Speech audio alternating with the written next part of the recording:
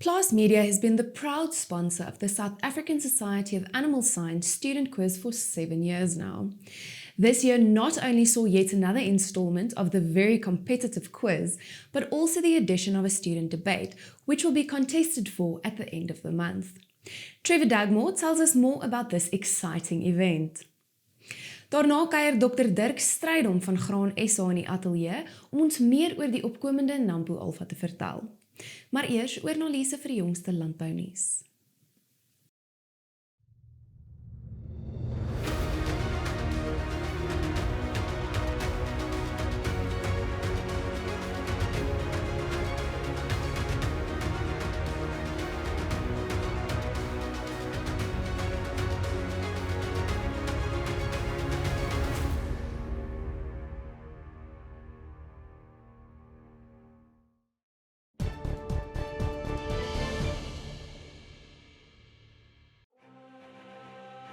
Standard Bank. It can be.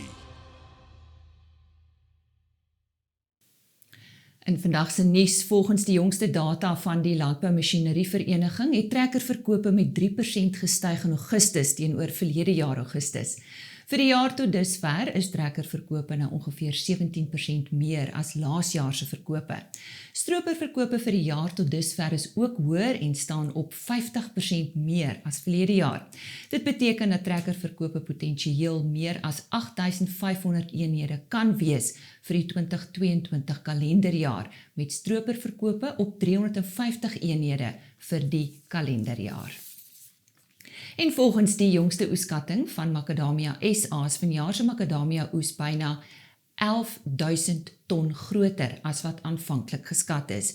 Die 2022 oeskatting is na konsultasie met Macadamia kwekers en verwerkers opwaarts aangepas tot 68.522 ton. Die vorige skatting was 57.723 ton gedroogde en ongedopte neute.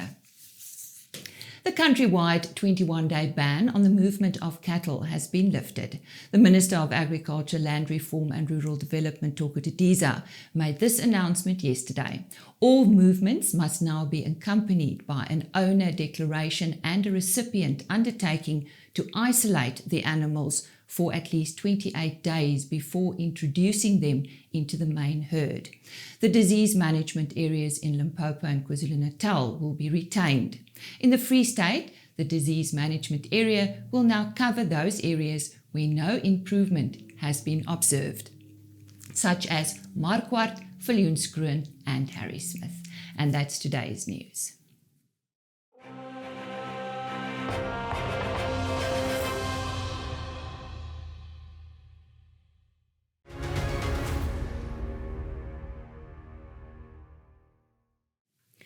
The 53rd Annual SASAS Congress will take place toward the end of the month, and talking to us today about the Congress is Trevor Dagmore. Welcome, Trevor. What is the theme of this year's Congress, and why did you choose that theme? Okay. The theme for this year's Congress is changing paradigms in livestock production, essentially confronting a new reality. This has been motivated by essentially the global warming and the COVID pandemic. Things have changed for us. Livestock production and also, well, the whole of life has changed for us. So we need to confront what's happening. We need to plan for the future, essentially. Who are your keynote speakers for this year's Congress, and how will they address the theme of the Congress? Right, we have 11 invited speakers, and apart from that, there are 57 short papers whose authors vary from very well-known South African scientists to postgrad students. Many of them have very notable or well-known mentors or supervisors, and 68 posters. Okay, we'll start with the speakers now. Okay, we're kicking off with just an interesting topic. It's not really the science of livestock production, but we've got Gavin Whitelaw from the KwaZulu-Natal Museum. He's an archaeologist. He was speaking on the early farmers of KwaZulu-Natal, the archaeological evidence. Okay, as far as the people go, you might remember Gavin. If you watch Shoreline, remember the SABC program Shoreline? Gavin was the presenter on that, and he's a very interesting speaker. So just to kick off nicely, we decided to start with him. Then we move on to Dr. John Rist from Dooney, and he'll be talking on sustainable, climate resilient livestock production systems for South African livestock. So basically, we're looking how we're going to tackle the future with warmer climates, drier climates, maybe whatever there. What options do we have to take that? He has done a very interesting paper on this in Animal Frontiers. That's why we chose him to speak. Followed by Dr. Mbazeni. He's a vet who lectures at Tunisia. He's going to talk about the emerging and re-emerging disease challenges due to increased environmental temperatures. We know that with increased temperatures, the ticks are moving into new ranges where they weren't previously, and diseases are coming back that haven't been seen for a while. Just the conditions started to, so he'll be discussing these issues. We have a problem in this province with the Ghana. The tsetse flies have come back in Zululand, so I think it's very topical that we need to look at these things because they could come back. Things that we think have disappeared might just come back. And then we have, that's on day one, and then on day two, we've got Dr. John Roche. He's the Chief Scientific Advisor, or Chief Science Advisor in the New Zealand Ministry of Primary Agriculture, which is essentially their Department of Agriculture. It's a very well-known scientist. He calls a spade, and I think we're going to be very interested to listen to. He's talking on challenges to livestock production. What challenges go forward? And these can include things like our image through social media and things like that. No, we don't always have a good image in social media. A big factor that's come out of the pandemic, and I think pseudoscience. People who quote stuff that is actually not real science, and can be quite damaging because people take this as the truth. And also, again, with that will be global warming. Here's a whole lot of issues to talk about, but people who attended the South African Large Herds conferences will remember John. He spoke at a few of them in South Africa previously, so he's not unknown to us. He's the only speaker that will be speaking online. He's speaking from New Zealand, so he's having a late night speaking to us. The rest of the speakers will all be present at the Congress, so people can be there and speak to the speakers and have a discussion with them afterwards. All right, if we move on, we've got Dewald Olivier from the South African Feedlot Association, and he'll be talking on meat traceability, the impact on South African producers and international markets. You know, this is a big issue for marketing overseas now, so he'll be speaking on that. Followed by Dr. Florence Herrera, the CEO of NERPA, and she'll be talking on improving rural livestock. Okay, changing the mindset and marketing availability. We know that the marketing opportunities and options for rural farmers are not all that easy yet. She'll be addressing this issue from her point of view. We also have a talk by Dr. Michael McNeil. He's the president, or just recently was the editor of the South African Journal of Animal Science. He's a very well-known American speaker. He actually was American Scientist of the Year at one stage, so he's a very well-known scientist, and he's here quite often. He's actually, we asked him to speak on the breeding challenges with global climate change and things like that. So here's a very interesting topic: revisiting the matching of livestock with the environment in an era of new challenges. Okay, so this sounds actually very interesting. I'll be very interested to hear what he's got to say. Okay. And then we got Professor Neil Duncan, who's now retired as a former lecturer at Oxford. We're talking about biosecurity, and biosecurity can become more and more prominent. As the disease challenges increase, the biosecurity needs to increase. So he'll be addressing us on that, and I'll gather he's an expert on that. Then we have Jan Zietsman. I don't know if you've heard of Jan Zietsman from Zimbabwe. He's quite a controversial character in the agricultural field, especially in this country. So we thought we'd ask him to come say his say, yeah, let's hear it from the horse's mouth what it is, not just so through social media. So he's talking on fundamental aspects of successful livestock production on felt. Okay. He's very well represented or quoted in the regenerative agriculture forums and platforms on social media.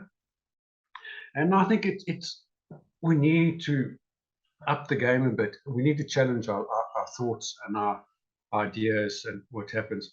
If we don't challenge them, we're not going to progress. And hopefully, Johanna will challenge us. I think you'll challenge a lot of people's conservative or whatever ideas. Okay, that make a very interesting debate, I think. You're going to follow it by Professor Norman Maiwashe from the ARC to sort of balance off this talk by Johan Zeitsman, where he's going to talk about practical application of BLUPs, EBVs, in grazing livestock systems. Johan is well known for not believing in those systems. Okay, so we're giving Norman a chance to respond to that. And hopefully that will just increase the debate. Right, and then the last speaker, which is quite interesting, is Jackie Tucker. She used to, she's now got her own little company, Keystone Collection. Jackie did an MBA in which she actually interviewed a whole lot of students or young scientists, basically to address the skills gap between a Graan graduate and what's expected of you in the business world. Okay, it is a big gap. So she's going to address us on what she found there. So it's the 21st century animal scientist, skills and mindset for the future. Okay, so this should actually be very interesting and very pertinent to a lot of our younger scientists. Okay, and then there's not a speaker, but she will speak just before we have a forum. SASAS has an education forum, which will meet just after this, to be chaired by Led Lamprecht from Stellenbosch, who will basically hope this will form a very good introduction to their discussion on education, animal science education in South Africa. So essentially that is the speakers at this stage. Anything exciting happening at the Congress that makes it different than previous Congresses? The exciting bit for us as Congress organizers is organizing a hybrid Congress. This is a whole new ballgame for us, and it's a very, very big learning curve. Okay, so that's been exciting. But what's pleasing is that of the 170, 180 delegates registered so far, over 100 are actually attending in person. In actual fact, the vast majority are attending in person, very few online. So it shows people actually want to get together and meet and socialize and network and discuss things with people. Okay, that and the talk by Jackie should be quite exciting. We have, of course, the Plaas Media student quiz, which we hope will be that can be very exciting at times. We have good competition between certain universities, we won't name them. And a first year will be a student debate. We are introducing a debate between the universities, a competition, and that should also be quite interesting. Yeah, and we shall see how that depends. And maybe it'll progress to be like the student quiz. It will become an annual event. Okay. That's basically the most exciting thing. So it's all exciting. The talks are exciting. Yeah. If people want to register for the Congress, where can they do so, and where can they find out more about the Congress? VetLink Media event managers are basically doing the background work for us. Okay. They have set up the website. We have a website, sasascongress.co.za. You can register through the website, or there's more information on our website. There's more information on each speaker. There's a biography on each speaker and the program, the essentials of the program at the moment too. So through them, or if necessary, you can just email and make inquiries through that. That was Trevor Dugmore with more information about the 53rd Annual SASAS Congress.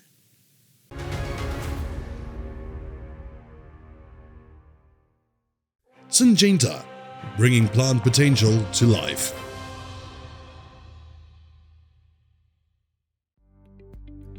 Goeiedag, in die kommoditeitsmarkverslag kan nog gesien word dat beesvleispryse in week 35 van die jaar redelik positief verhandel het. A2-prys was week op week met 0.4% op, terwyl die C2's 2.4% duurder geword het, maar daar was geen verandering in die speenkalfprys nie, aangesien daar geen verkope plaasgevind het met die verbod op die beweeg of vervoer van diere nie. Die skaapmark het die A2 lamkarkasse se prys met 1.7% gedaal, terwyl die C2 karkasprys met 1.2% gestyg het en speenlamber se prys het met 1.6% gedaal. Varkvleis was week op week 0.6% duurder. natuurlike vesel aanbetref was daar nie 'n wolveiling die afgelope week nie. Die bokhaarveiling het die indikatorprys egter met 1% gedaal vanaf die vorige veiling. Afgelope week het die geelmielie-prys met 2,2% gestyg, terwyl koring se prys met 1,2% toegeneem het. Sojabone se prys het egter met 1,6% gedaal week op week en die sonneblomprys het met 5,3% afgeneem. Die rand trek nog steeds baie swaar teenoor die vernaamste wisselkoerse, 1,1% swakker teenoor die dollar en 1,1% swakker teenoor die euro.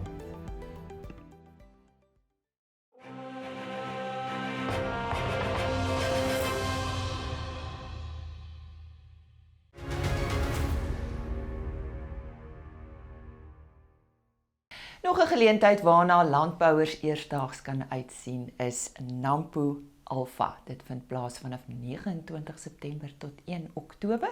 Natuurlik daar op Botawil, so dis belangrik om vanoggend met Graan SA te gesels. Dirk, baie welkom. Baie dankie. Ja. Uiteindelik Nampo Alfa, ons spoog en spartel al vir 'n paar jaar om nou regtig hierdie geleentheid te kan aanbied. Wat maak hierdie expo anders as ander expos? Ja, dit is soos jy sê, ons probeer al van 2019 af om die expo te hou. In COVID-19 het ons nou gestop om dit te hou, maar nou is ons uiteindelik in die spasie waar ons dit kan hou. En ek dink wat dit so uniek maak is dat dit twee groot name is in term van Alfa en Nampo wat by mekaar kom. En wat ons gedoen het is ons het gesê, hoe kan ons so 'n bietjie twee groot liefdes van landbouers in die land daar buite by mekaar sit. En dit is die vee aspek en jag en buitelewe aspek.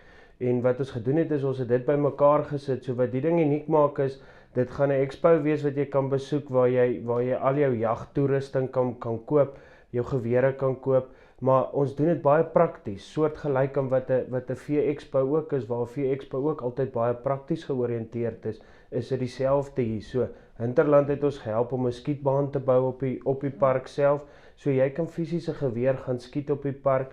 Jy kan die 4x4 voertuie gaan ry, jy kan saam met die maatskappye gaan ry, jy kan op 'n wenakker gaan afry.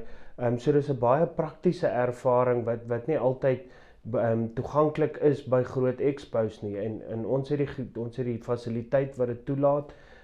Ons het die terrein wat dit toelaat. So dit gaan 'n lekker ervaring wees waar jy prakties diere kan sien. Jy kan die prakties sien wat ook met die diere gedoen word en dis natuurlik die topgehalte diere van die land wat daar is. En dan natuurlik die jag en buitelewe kant is 'n unieke ervaring wat bykom en dit is jou bekende jagwinkels op die platteland en ek dink dis die lekkerste van alles. Is daar nog plek vir uitstallers asof julle reeds vol? Daar is nog plek vir uitstallers, so die uitstallers is welkom ons te kontak. As hulle wil 'n uitstalruimte boek, kan hulle net na www.nampoalfa.co.za toe gaan en al die inligting is daar en as die besoekers wil besoek ook, hulle is welkom om hulle kaartjies te gaan boek by Ticketpro. Die kaartjies is reeds oop, so dit gaan regtig 'n groot fees wees. Die nasionale veldwedren is ook daar, so jy kan ouens soos Geniel de Villiers en die ouens sien in lewende lywe ook, waar hulle ook hulle veldwedren tydens dieselfde tyd op die park ook het. Net weer die datum? Dis die 29ste, 30ste September en dan het ons ook die Saterdag die 1ste Oktober. Ja. En dit werk maar eintlik soos Nampo, né? Jy koop jou kaartjie, jy daag op, daar's genoeg parkering, kan mense invlieg. Dis presies soos Nampo, so jy kan al die metodes gebruik wat jy tot jou toegang het. Natuurlik is dit so bietjie kleiner as Nampo, so dis bietjie gemakliker in die sin van verkeer en die tipe van goed. Maar ons sien uit om almal daar te welkom te heet.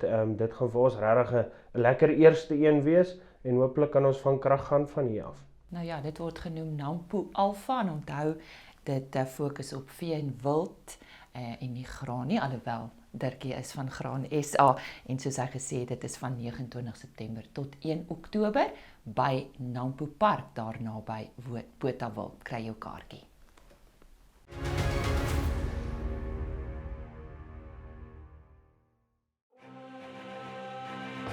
BKB, die betroubare tuiste van landbou.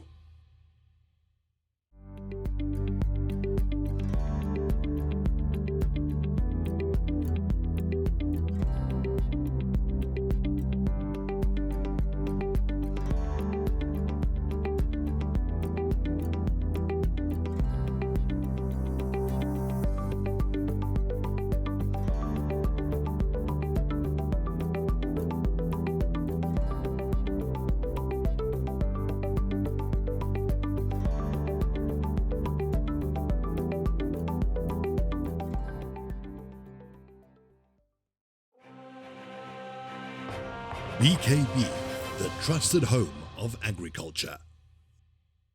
Sjoe, dit het katte en honde gereën daar buite. Maar ons is terug. Steeds 'n legende. Well, hi, ys. Dis 'n lekker ding. Die enigste ding wat mooier is as dit, is dit. Ja, dis nou 'n trok vol liefde. Ons was pootheid, maar nou is ons terug. So dankie vir die ondersteuning, Suid-Afrika. Ons sien uit na die volgende 60 jaar.